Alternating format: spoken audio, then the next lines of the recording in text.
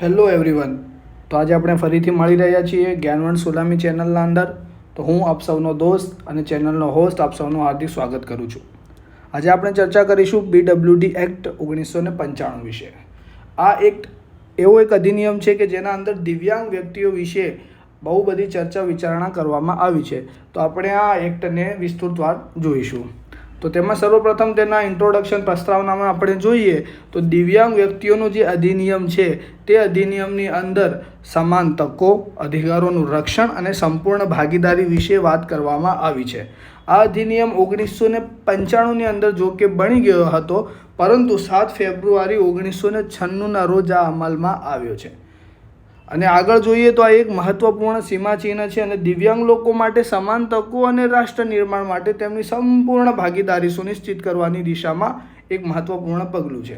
આ અધિકાર બનવાની સાથે સાથે દિવ્યાંગ વ્યક્તિઓને સમાન અધિકારો મળી રહે, તેમને સમાન તકો પૂરી થાય અને સમાજની અંદર થઈ રહેલી તમામ એક્ટિવિટીના અંદર તેમની સંપૂર્ણ ભાગીદારી છે તેવો હક મળી રહે તે માટેનો આ એક અધિનિયમ સરકાર દ્વારા બનાવવામાં આવ્યો છે. આપણે આગળ જોઈએ તો હવે આ જે PWD એક્ટ છે તેના અંતર્ગત મુખ્ય હકદાર અને તેની પ્રતિબદ્ધતાઓ વિશે ચર્ચા કરીશું કે તેમાં દિવ્યાંગ વ્યક્તિઓ માટે શું શું જોગવાઈઓ કરવામાં આવી છે. તો નિવારણ અને દિવ્યાંગતાની પ્રારંભિક તપાસ. નિવારણ એટલે કે દિવ્યાંગતાના નિવારણ માટે અને દિવ્યાંગતાની પ્રારંભિક તપાસ કરવી જોઈએ તેવું આ કાયદાના અંતર્ગત સરકાર દ્વારા ઉલ્લેખ કરવામાં આવ્યો છે કે જેટલું બને તેટલું જલ્દી થાય અને દિવ્યાંગતાની રોકથામ થઈ શકે તે માટેની પ્રારંભિક તપાસની જોગવાઈઓ કરવામાં આવી છે. સાથે દિવ્યાંગતાની ઘટનાનું કારણ જાણવા માટે સર્વેક્ષણો, તપાસ અને સંશોધનો હાથ ધરવામાં આવ્યા. સમાજના અંદર રહેલી દિવ્યાંગતાના કારણો, તેને શા કારણે દિવ્યાંગતા છે તે જાણવા માટે સરકાર દ્વારા બહુ બધા સર્વે કરવામાં આવ્યા, તપાસ કરવામાં આવી અને તેના પછી તેના ઉપર સંશોધન એટલે કે રિસર્ચ પણ કરવામાં આવ્યા, જેથી તેનું મુખ્ય કારણની પણ જાણ થઈ શકે. હવે દિવ્યાંગતાને રોકવા માટે વિવિધ પગલાઓ લેવામાં આવશે અને આ કામમાં મદદ કરવા માટે પ્રાથમિક આરોગ્ય કેન્દ્રના સ્ટાફને તાલીમ પણ આપવામાં આવશે તેવી આ કાયદામાં જોગવાઈ કરવામાં આવી હતી. હવે જોખમવાળા કેસ માટે વર્ષમાં એકવાર બધા બાળકોની તપાસ કરવામાં આવશે. અહીંયા વાર્ષિક તપાસની વાત છે કે દરેક બાળકની તપાસ કરવી, જેથી બાળકોના અંદર સમયાંતરે દિવ્યાંગતા હોય તો તેની જાણ થઈ શકે અને જાણ થયા પછી તેને રોકથામ કરવા માટેના યોગ્ય પગલાં પણ લઈ શકીએ. હવે માહિતીના પ્રસાર માટે જાગૃતિ ઝુંબેશ શરૂ કરવામાં આવશે અને પ્રાયોજિત કરવામાં આવશે. અહીંયા દિવ્યાંગતાની જાગૃતિ ફેલાવવા માટે સમાજની અંદર વિવિધ પ્રકારની ઝુંબેશો, વિવિધ કાર્યક્રમો દ્વારા સરકાર દ્વારા આયોજિત કરવામાં આવશે, જેથી સમાજમાં દિવ્યાંગતાની જાગૃતતા ફેલાય. અને માતા અને બાળકની પ્રીનેટલ, પેરીનેટલ એન્ડ પોસ્ટનેટલ આ એક એવા કારણો છે કે માતાને ગર્ભમાં બાળકને જન્મ પહેલાં, જન્મ સમય અને જન્મ પછી શું પગલાં લેવા જેથી બાળકમાં દિવ્યાંગતાની અસર ન આવી શકે તેના માટેના વિવિધ કાર્યક્રમોની પણ આ અંતર્ગત જોગવાઈ કરવામાં આવી છે. આગળ જોઈએ તો શિક્ષણ. હવે આ કાયદામાં દિવ્યાંગ વ્યક્તિને શિક્ષણ મેળવવા માટે કયા કયા અધિકારો છે તેની ચર્ચાઓ કરવામાં આવી છે કે દિવ્યાંગતા ધરાવતા દરેક બાળકને સંકલિત શાળાઓ અને વિશેષ શાળાઓમાં 18 વર્ષની ઉંમર સુધી મફત શિક્ષણ મેળવવાનો અધિકાર હશે. દિવ્યાંગ બાળકોના લાભ માટે યોગ્ય વાહન વ્યવહાર, સ્થાપત્ય અવરોધો દૂર કરવા અને પરીક્ષા પ્રણાલીમાં પુનઃ ફેરફારોની સુનિશ્ચિત કરવામાં આવશે. અને દિવ્યાંગ બાળકોને મફત પુસ્તકો, શિષ્યવૃત્તિ, ગણવેશ અને અન્ય શિક્ષણ સામગ્રીનો અધિકાર હશે. આ શિક્ષણ સંબંધી ચર્ચાઓની વાત કરીએ તો 18 વર્ષ સુધીના જે મફત શિક્ષણનો અધિકારનો જે કાયદો છે તેના અંદર દિવ્યાંગ બાળક સામાન્ય બાળકોની સાથે રહીને પણ શાળામાં અભ્યાસ કરી શકશે તેવી આ કાયદા અંતર્ગત વાત કરવામાં આવી છે. અને આગળ જોઈએ તો વાહન વ્યવહાર માટે લોકોમોટર ડિસેબિલિટી, જેમને ચાલવા ફરવામાં જે અક્ષમતાઓ છે તેવા દિવ્યાંગ વ્યક્તિઓ માટે પણ યોગ્ય વાહન વ્યવહારની વ્યવસ્થા, જેથી તેમને ચડવા ઉતરવામાં પણ કોઈ પણ પ્રકારની સમસ્યા ન થાય તે અંતર્ગત સરકાર દ્વારા વિવિધ પગલાઓ લેવામાં આવ્યા છે.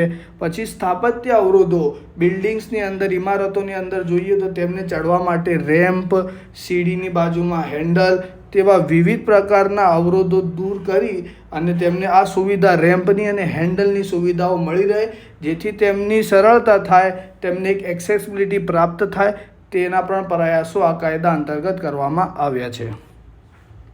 હવે દિવ્યાંગ બાળકો માટે વિશેષ શાળાઓ અને વ્યવસાયિક તાલીમ સુવિધાઓથી સજ્જ હોવી જોઈએ.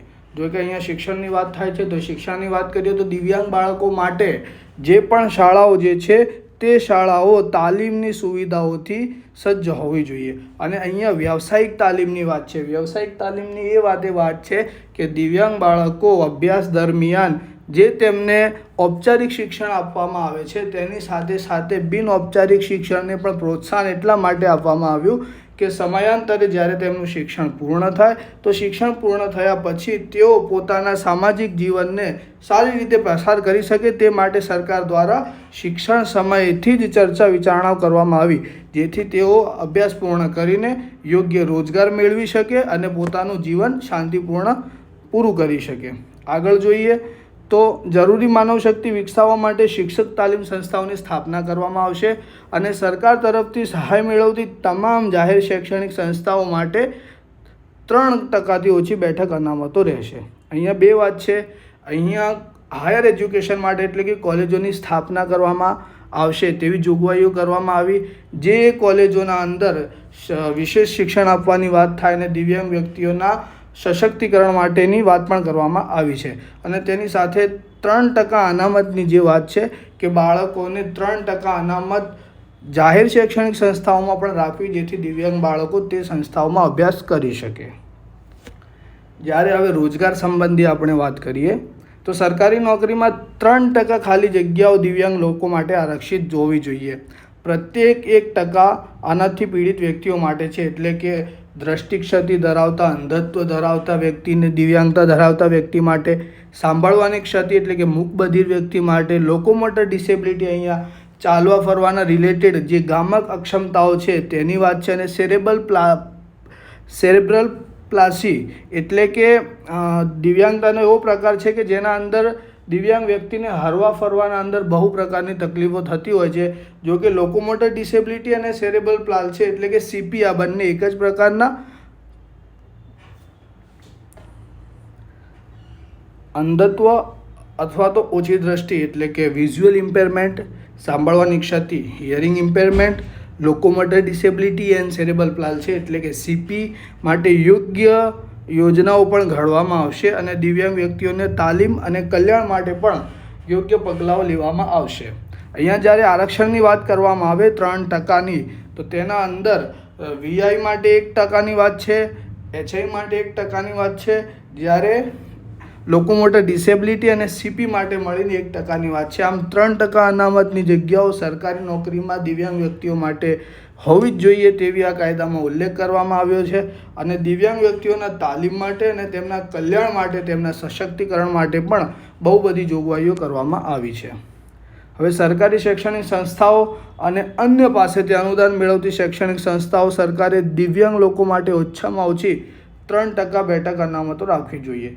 જેમ કે પહેલાં આપણે વાત કરી સરકારી નોકરીઓમાં જેમ 3% અનામતની વાત છે તેમ શૈક્ષણિક સંસ્થાઓ અને જે સંસ્થાઓ સરકાર જોડેથી અનુદાન મેળવે છે તેવી સંસ્થાઓમાં પણ 3% બેઠક અનામતો રાખવી જોઈએ.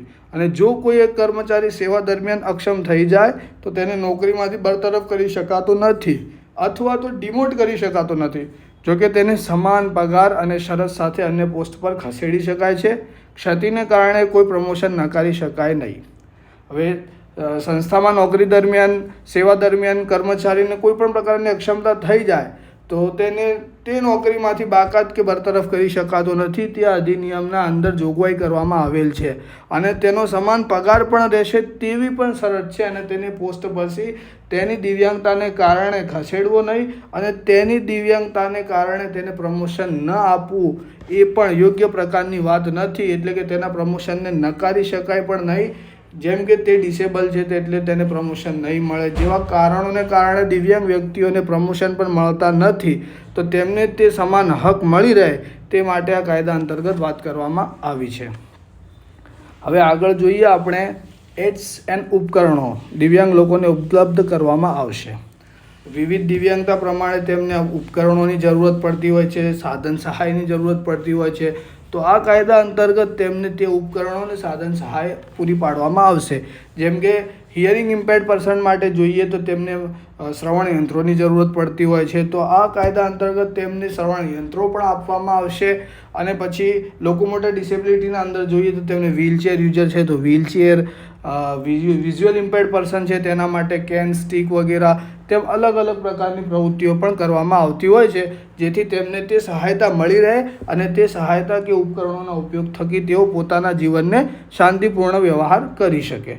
જોકે દિવ્યાંગ લોકોની રાહત દરે જમીન ફાળવણી માટે પણ કરવામાં આવશે. હવે આ જમીન ફાળવણી શા માટે કરવામાં આવશે તો ત્યાં આપણે અંદર લખ્યું છે કે ઘર અથવા વ્યવસાય માટે, વિશેષ મનોરંજન કેન્દ્રો માટે, વિશેષ શાળાઓ સ્થાપવા માટે, સંશોધન શાળાઓ સ્થાપવા માટે અથવા દિવ્યાંગતા ધરાવતા સાહસિકો દ્વારા ફેક્ટરીઓ એટલે કે પોતાનો રોજગાર વગેરે પણ શરૂ કરવા માટે સરકાર થકી તેમને યોગ્ય જમીન ફાળવણી કરવામાં આવશે. અને જાહેર બિલ્ડિંગ, રેલ કમ્પાર્ટમેન્ટ, બસો, જહાજો અને એરક્રાફ્ટને દિવ્યાંગ લોકો માટે સરળ એક્સેસ આપવા માટે ડિઝાઇન કરવામાં આવશે.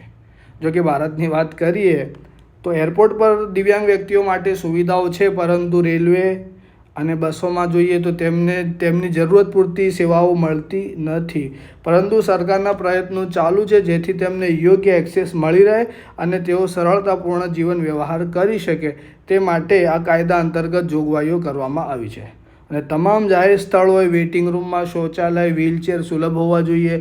લિફ્ટમાં બ્રેલ અને ધ્વનિ ચિહ્નો પણ આપવાના છે. અને જાહેર ઉપયોગિતાના તમામ સ્થળોને રેમ્પ આપીને અવરોધ મુક્ત બનાવવામાં આવશે. હવે આપણે જોઈએ કે વેઇટિંગ રૂમ, શૌચાલય, તો શૌચાલયો દિવ્યાંગ વ્યક્તિઓ માટે એક્સેસેબલ હોતા નથી. જેમ કે તેનો દરવાજો નાનો હોય તો વ્હીલચેર યુઝર વ્યક્તિ પોતાની વ્હીલચેર લઈને શૌચાલયમાં જઈ શકતો નથી. લિફ્ટની વાત કરીએ તો લિફ્ટના અંદર બ્રેલથી લખાણ લખેલા બટન ન હોવાના કારણે જો વિઝ્યુઅલ ઇમ્પેર્ડ વ્યક્તિ હોય તો તેને સમસ્યા સર્જાઈ શકે છે. અને ધ્વનિના ચિહ્નો રેલવે સ્ટેશનમાં ઊભો હોય તો તેની જગ્યાએ ધ્વનિના એક ચિહ્નોનું એક અમુક જગ્યાએ એક ફિક્સ હોય છે, જેથી તેને ધ્વનિનો સંચાર મળતો રહે ને સમજતું રહે કે આના પછી આ ટ્રેન આવે છે, અહીંયા મારે જવાનું છે.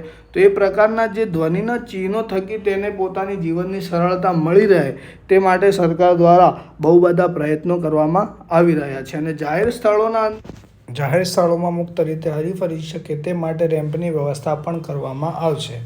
તો અહીંયા આપણે પૂર્ણ કરીએ છીએ. હું આપ સૌનો દોસ્ત અને ચેનલનો હોસ્ટ આપ સૌનો આભાર માનું છું. Thank you.